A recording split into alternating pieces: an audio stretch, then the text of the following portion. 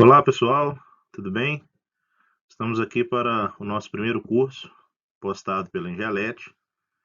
Bom, esse curso ele vai ter três partes. Hoje estamos postando a primeira e vai ser um curso bem básico sobre o processo de manufatura de placas de circuito impresso, né? Então, como o próprio nome diz, é um curso introdutório, um curso bem conceitual, onde nós vamos apresentar o fluxo de processo passando por todos os processos mais comuns utilizados dentro da indústria para se ter uma placa de circuito impresso montada, ok?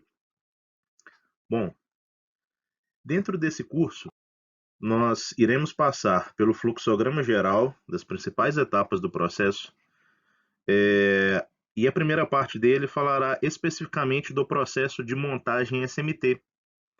A segunda parte desse curso vai falar sobre a tecnologia de montagem PTH e seus processos. E a terceira parte dele vai falar sobre a tecnologia de revestimentos para placas de circuito impresso. Então, nesse curso aqui de hoje, nessa videoaula, vamos focar na parte 1, que é referente 100% à parte de montagem de componentes SMT, ok? Bom, em um fluxograma geral, uma placa de circuito impresso, ela começa com o processo de impressão de pasta de solda, seguido da inspeção dessa pasta aplicada e após isso, é colocado então os componentes SMD sobre o circuito impresso, sobre a PCB. Esses componentes eles podem ser inspecionados logo após essa etapa, ou eles podem ser inspecionados após a refusão da pasta. Então, em seguida dessa inspeção, que pode ser nesse momento aqui ou posterior, faremos a refusão.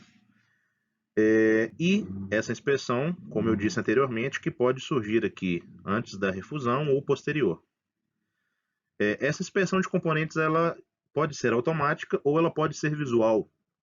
Geralmente automática, feita por máquinas de inspeção ótica ou visualmente feita por uma pessoa utilizando de uma lupa ou de alguma ferramenta de ampliação de imagem para inspecionar aquela placa.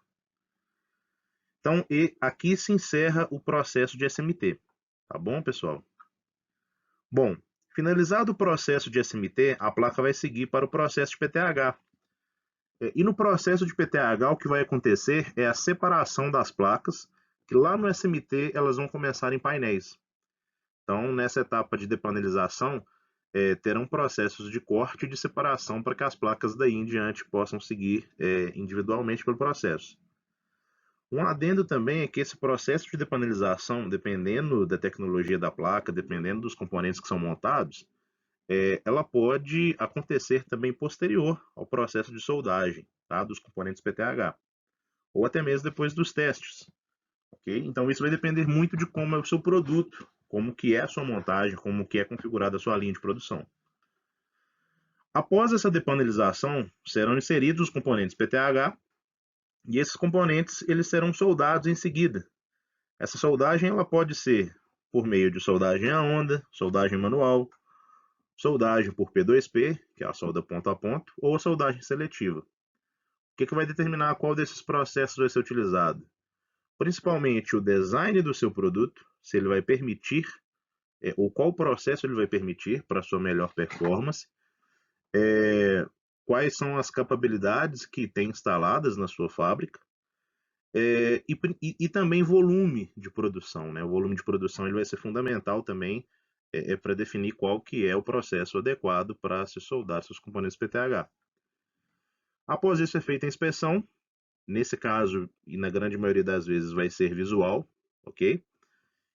Posterior a essa inspeção visual nós teremos os testes. Esses testes podem ser de várias formas, em circuit, funcionais, vai depender também do seu produto, né? Vai depender de qual tipo de teste o seu cliente ou a sua empresa, né?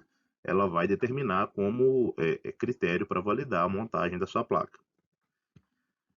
E posterior a essas etapas, ou em alguns casos, ela pode surgir, esses processos, né, eles podem surgir entre alguma dessas etapas do PTH.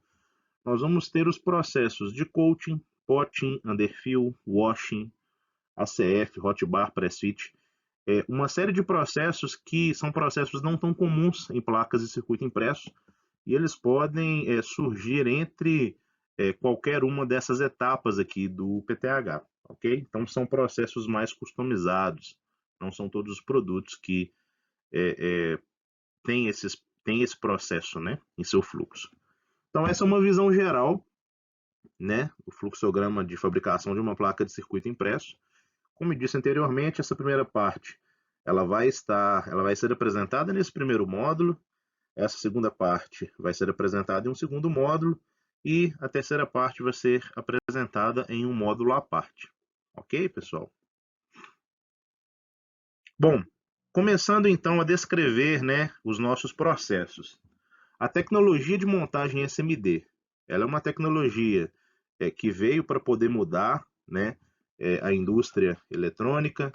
Ela surgiu ali na década de 70, né, fazendo a miniaturização dos componentes. Até na década de 70, tinham basicamente componentes que eram os PTHs, componentes muito grandes, componentes mais robustos, né, fisicamente, mecanicamente. E a tecnologia SMD ela vem para poder mudar isso. Ela vem para trazer a miniaturização dos componentes e aí com isso também reduzir o tamanho das placas de circuito impresso, né?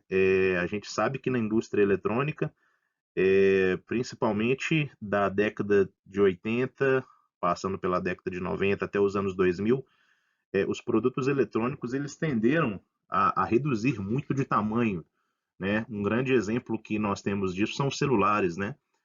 Que aí na década de 90 tínhamos celulares muito grandes, esses celulares eles foram diminuindo, e agora estamos numa sequência contrária, né, de aumentar, né, viemos aumentando o tamanho dos aparelhos celular, mas obviamente em função da agregação de uma série de atividades, esses aparelhos, mas nesse período dos anos 70 até os anos 2000, a moda era reduzir, né, o tamanho dos aparelhos.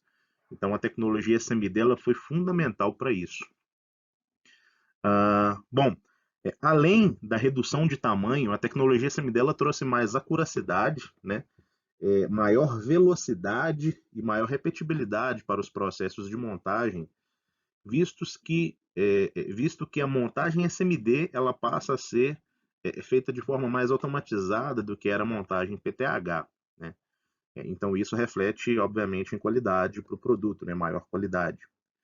E esses componentes eles podem ser fabricados em diversos invólucros, né? Diversos tipos de package, né? Como chamamos. E diversas funcionalidades. Então a gente vai ter resistores, capacitores, transistores, os circuitos integrados, relés, bobinas, transformadores. Todo tipo de componente é possível se fazer em SMD, ok? Bom, e o que é a estrutura de um componente SMD? Eles são compostos pelos terminais do componente, ok? E esse terminal é o que vai soldado à placa, fazendo contato elétrico com o pad.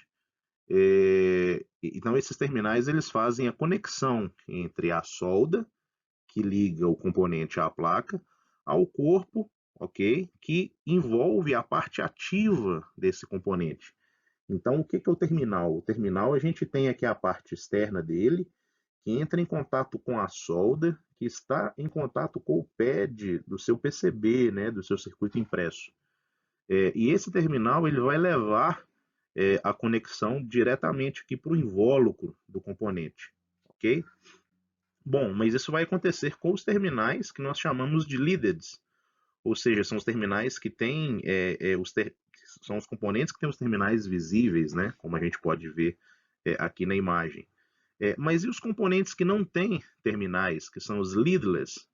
Eles não vão ter essa protuberância, né, mecânica, essa extensão física aqui, mas eles também vão ter uma parte metálica. E aí são os componentes tradicionais, aí, os chip components, resistores, capacitores, indutores, que vão ter os terminais agregados diretamente ao corpo deles, né, ao invólucro. E também vamos ter um tipo bem específico de componente SMT, que são os tipos BGAs, né? São componentes aonde eu não tenho terminais para fora do corpo, eu não tenho terminais aderindo ao corpo do componente, como os leadless, mas eu vou ter pequenas esferas metálicas formadas por uma liga de solda sólida, ok? E é essa liga de solda que vai estar, quando eu olho o componente de cima para baixo, abaixo do corpo dele, que vai fazer a conexão, né, da parte ativa do componente com o circuito impresso. Então é mais ou menos assim que se forma a junta de solda em cada um desses casos. Eu vou desativar aqui a câmera para vocês conseguirem enxergar melhor. Então, nós vamos ter aqui os terminais, o tipo de componente que é leaded, né, que tem o terminal conectando a junta de solda. Nós vamos ter os leadless, ok? Aqui no caso dos resistores, capacitores, componentes discretos. E nós vamos ter o tipo BGA, onde a solda ela vai se formar abaixo do componente aqui, ok? Bom, pessoal, continuando então no processo de montagem SMD, a primeira etapa, como foi mostrada no fluxo, é a impressão da pasta de solda, tá? Nesse processo, a placa ela vai ser colocada na máquina, na impressora de pasta, e através de uma máscara metálica, que é o stencil, essa pasta ela vai ser aplicada com o auxílio de um sistema de rodos, né? E aí, por que que a gente fala rodos? Porque eles têm realmente a estrutura de um rodo, tipo o rodo que a gente usa na casa da gente mesmo ali, né, para poder puxar água. Vou mostrar isso mais em detalhes para frente. Bom, e essa impressão ela pode ser feita, como eu disse, nessa impressora, e essa impressora ela pode ser manual, automática ou semiautomática, como a gente pode ver nos exemplos aqui abaixo. Então, na impressora manual, o operador é responsável por puxar o rodo por sobre o stencil, né, fazendo o movimento na horizontal e aplicando força na vertical para que a pasta passe pelo stencil. Nós temos impressoras que vão ser do tipo semiautomática, como a imagem do meio aqui. E nesse modelo de impressoras semiautomáticas, o que vai acontecer é que o operador ele vai colocar a placa na posição fixa, vai travar o stencil manualmente, e a máquina ela sim vai fazer o movimento dos rodos, né? Então esse é um exemplo de impressora semiautomática. E já nas impressoras automáticas, a única coisa que o operador faz é carregar as ferramentas, preparar o setup da máquina e daí para frente ela faz todo o processo, né? Geralmente ela vai estar conectada a esteiras, né, ou conveyors na entrada e na saída, para que a transferência da placa ocorra, tá bom? Sem que o operador precise atuar durante a impressão da pasta. E o que é essa pasta de solda, né? Ela pode ser definida como uma mistura química, e essa mistura ela é composta de duas partes, sendo uma sólida e uma líquida, né? A parte sólida ela vai ser formada pelas esferas ou pounders, que são pequenas esferas metálicas que são compostas da liga que compõe aquela pasta de solda, né? Uma das ligas mais comuns utilizadas aí hoje é a SAC 305 ou a liga tradicional SN PB6337, que ainda é do tipo solda com chumbo, né? Não lead free. Mas são as duas mais encontradas aí no mercado hoje em dia. Então essa esfera ela é basicamente o metal dessa liga, né? O metal composto por esses elementos. Essa parte metálica, né, ela vai ser responsável por 90% do peso da pasta e 50% do volume, tá bom? E o que é a segunda parte, a parte líquida da pasta de solda? A parte líquida da pasta de solda é o fluxo, que é o elemento químico que vai ser responsável por alguns processos químicos durante a refusão, que na verdade é a última etapa do SMT, né? Então nós começamos a fazer a soldagem de um componente SMT na impressão de pasta e a gente termina lá na refusão, né? A solda ela passa por esses dois estágios. E esse fluxo ele vai ter uma parte dele volátil que vai evaporar durante a refusão, e ele vai ter uma parte que vai ficar na placa, né? Que é a parte que vai se manter no PCB após a soldagem, tá bom? E nessa imagem aqui a gente pode ver de forma ampliada o que são essas microesferas, ou seja, imersas dentro desse fluxo. E esse fluxo vai fazer com que essas esferas não se espalhem, né? Que elas fiquem unidas umas às outras. Então a gente pode ver aqui esse reflexo em branco aqui em volta, né? É um reflexo do fluxo, né? Que é esse material aí líquido, tá bom? Que compõe a pasta de solda. Daí o nome pasta, né? Porque ela vai ter essa consistência pastosa mesmo. Para quem nunca viu, semelhante realmente a uma pasta de dente, né?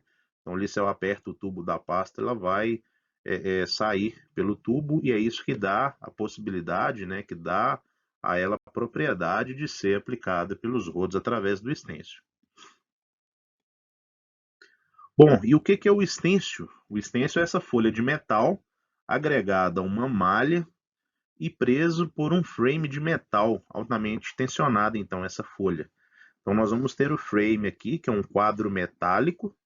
Depois nós vamos ter essa malha, né, que eu mencionei, que é a que vai segurar e tensionar a chapa metálica, a folha de metal, que é por onde a impressão vai acontecer, por onde os rodos vão percorrer para poder aplicar a pasta de solda.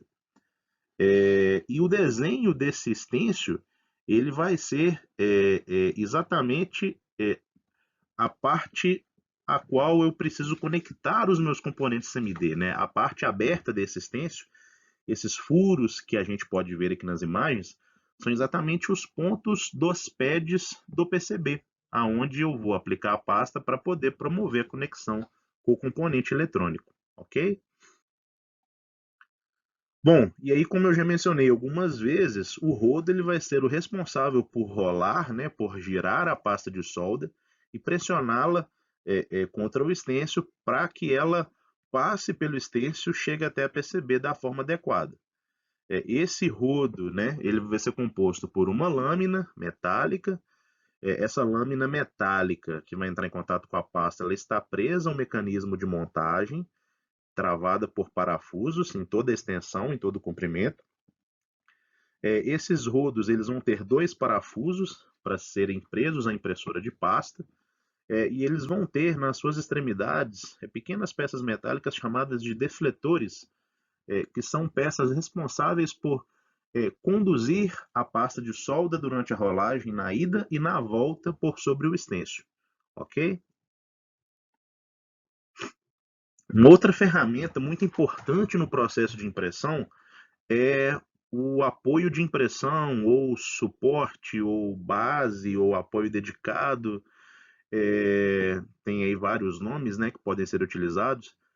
Mas por que esses nomes são utilizados? Porque essa ferramenta é a que vai ser responsável por apoiar o circuito impresso durante a impressão, né? Então nós temos aqui o PCB, né, na horizontal, e esse PCB ele vai ser forçado pelos rodos para que a pasta, né, ela passe do estêncil para a PCB. Então, como a gente vê aqui no desenho, nós temos o rodo, a pasta por sobre o estêncil e a PCB aqui. Então, nós vamos ter uma força atuando na vertical aqui para baixo, além, obviamente, do movimento horizontal, e a combinação desses dois movimentos é que vai causar a deposição de pasta pelo estêncil, através dos furos do estêncil. Então, como eu vou ter uma força atuando aqui, a minha chapa metálica ela é muito fina, o meu PCB, geralmente, né, os PCBs aí a gente vai ter em média 1,6 milímetro de espessura, né, podendo variar aí para mais ou para menos, dependendo do circuito, mas não são suficientes para poder suportar essa força que vai estar sendo exercida contra ele.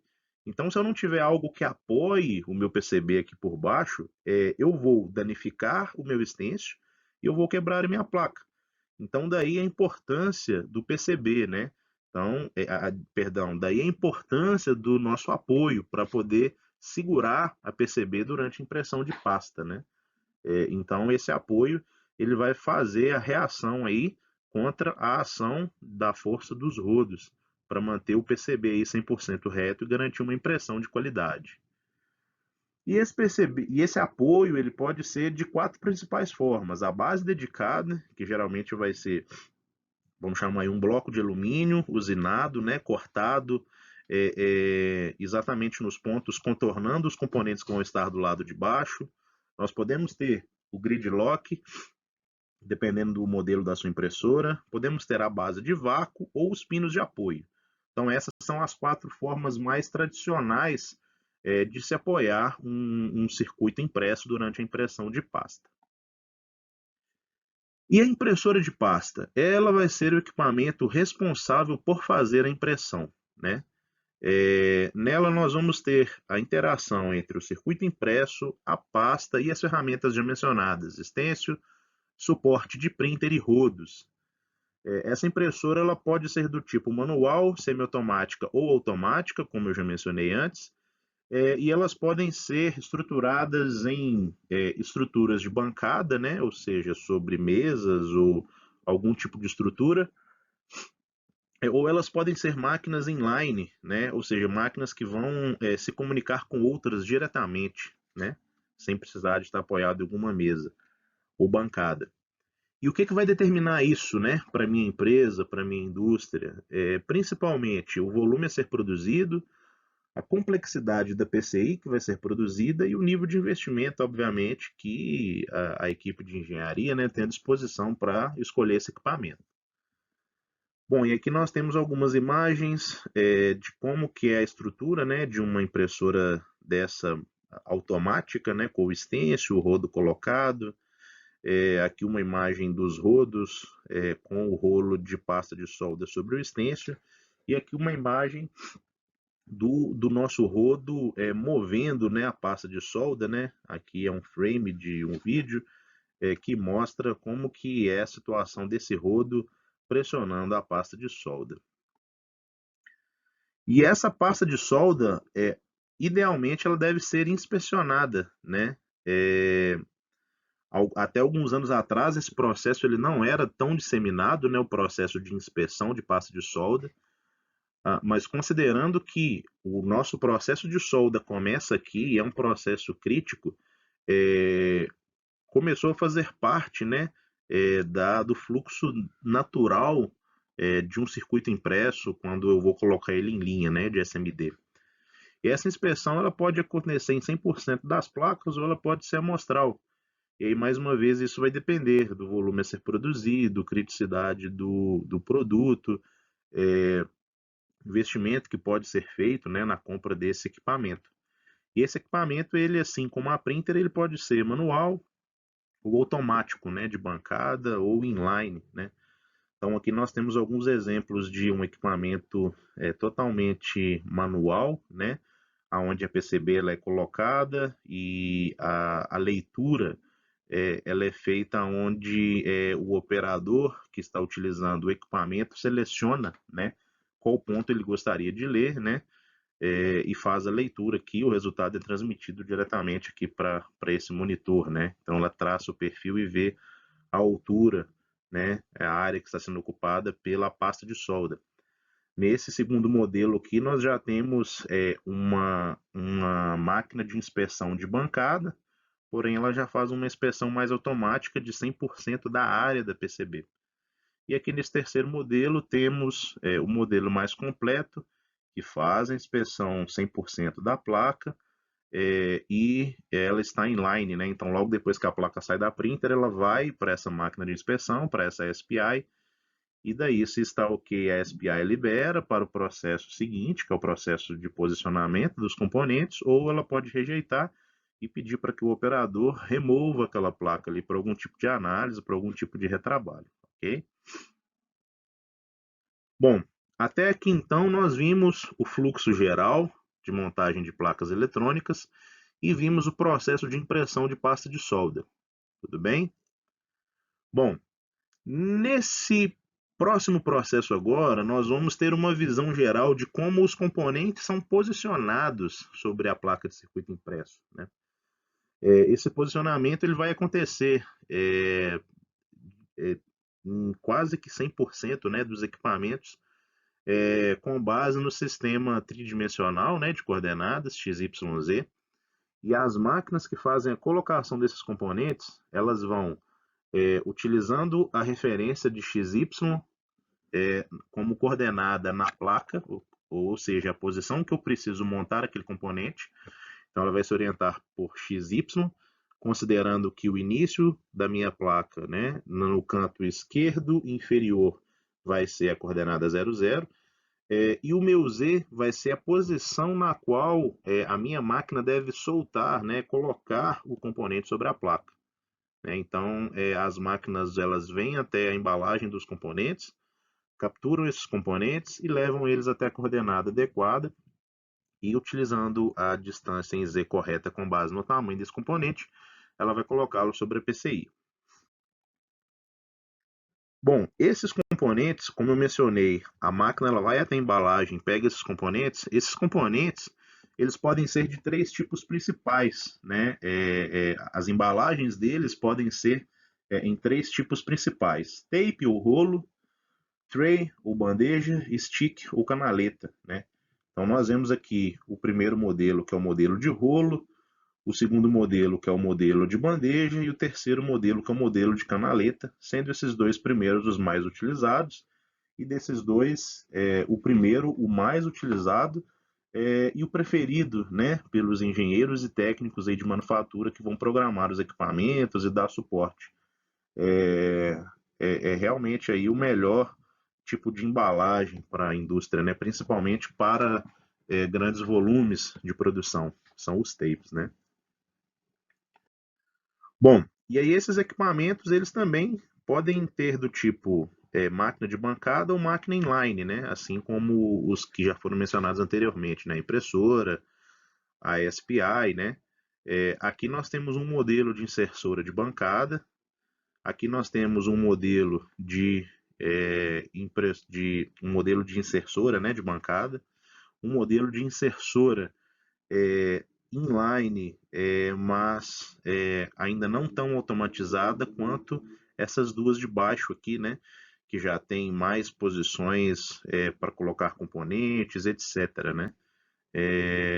E assim como os outros equipamentos também, o que vai determinar qual equipamento eu vou adquirir vai ser o tipo do meu produto, a complexidade a ser montada, né?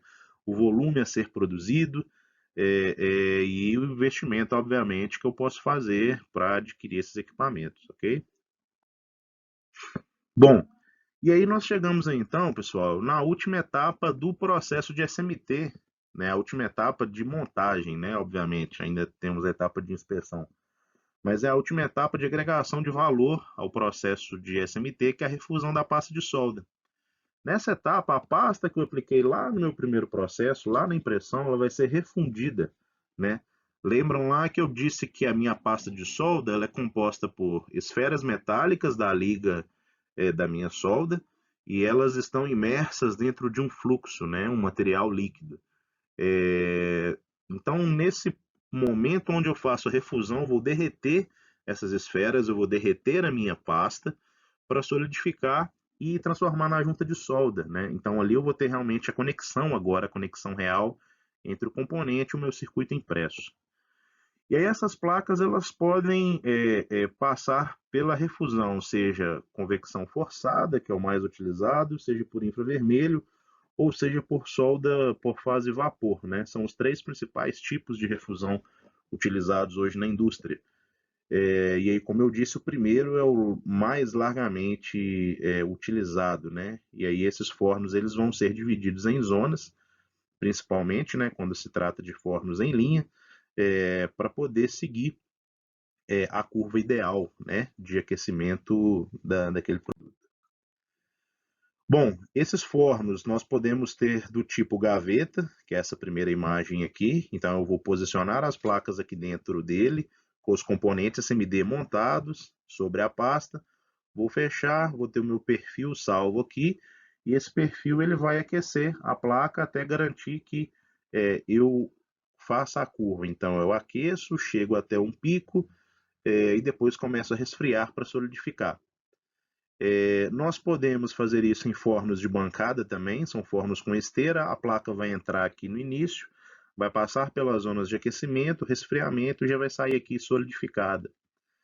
Ou podemos fazer em fornos inline, são fornos mais robustos, utilizados principalmente pelas indústrias de grande volume, né? Então a placa também vai entrar no início aqui do forno, ela vai passar por uma quantidade X de zonas, e aí essa quantidade de zonas de aquecimento e resfriamento vai depender do modelo do seu forno, e aí ela vai sair ao final já refundida. Bom, nesse processo de refusão é extremamente importante garantir 4 principais parâmetros da curva de aquecimento, não é uma curva aleatória, né? Então nós precisamos de garantir a rampa de pré-aquecimento, que é a primeira fase da curva. Nós vamos ter um período de equalização das temperaturas, um tempo de refusão e uma temperatura de pico, uma temperatura máxima que eu posso chegar, né?